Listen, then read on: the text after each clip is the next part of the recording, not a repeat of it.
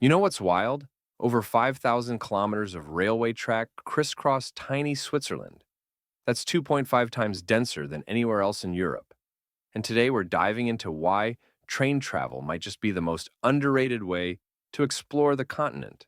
That's fascinating about Switzerland. I've always wondered about these epic train journeys through Europe. How does someone even begin planning something like that? Well, it all starts with deciding between two magic passes: Interrail for Europeans and Eurail for everyone else. Think of them like an all access backstage pass to Europe's railways. You can literally hop on and off trains across multiple countries.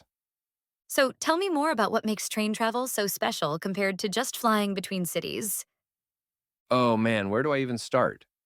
First off, you're not just traveling, you're experiencing this gradual transformation of landscapes, architecture, and cultures. Like, you'll start your morning sipping coffee in Paris, watch the French countryside roll by, see the German architecture slowly emerge, and end up having dinner in Berlin. That sounds so much more immersive than just popping up above the clouds and landing somewhere new. Exactly. And here's something most people don't realize: these trains aren't just basic transport. We're talking high speed marvels that can hit 300 kilometers per hour, dining cars serving full meals, and some even have panoramic windows specifically designed for scenic routes.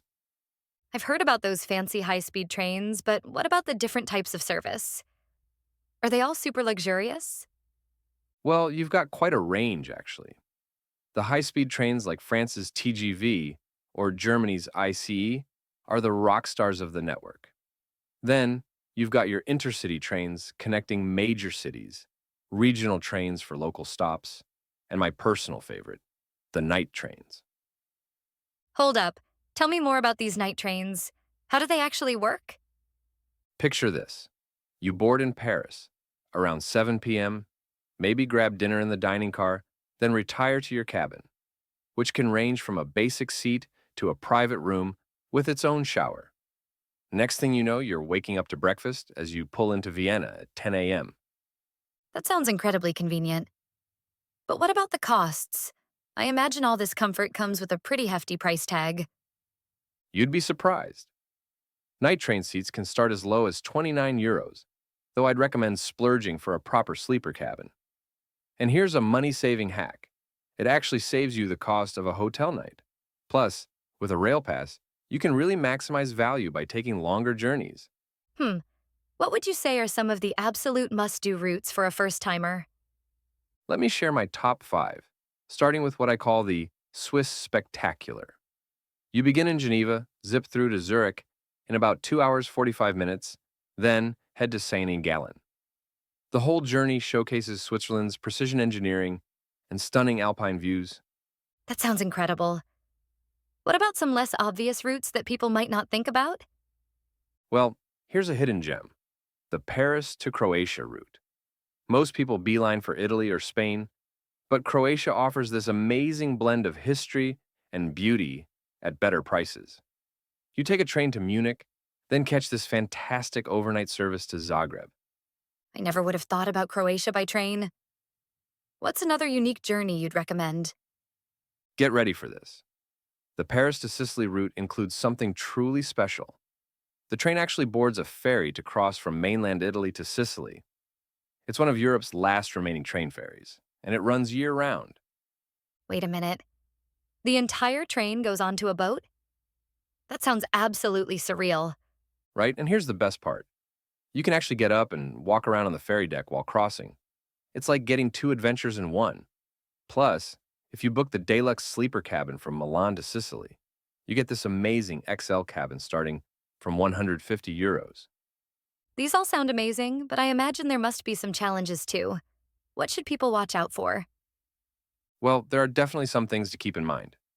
Peak season can get pretty crowded, especially July and August.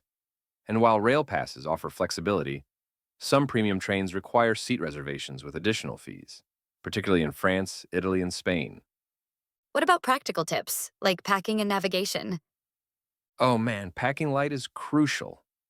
Trust me, you'll be grateful when you're rushing between platforms or lifting your bag onto overhead racks. And download the railway apps.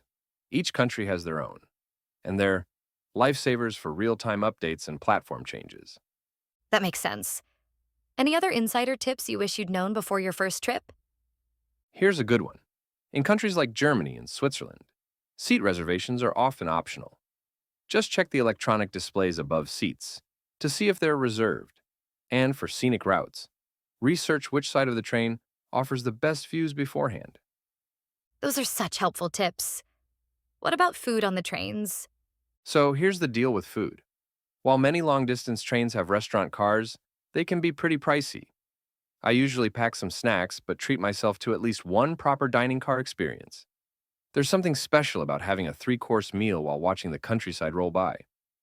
Looking back on all your train adventures, what would you say is the biggest takeaway? You know what?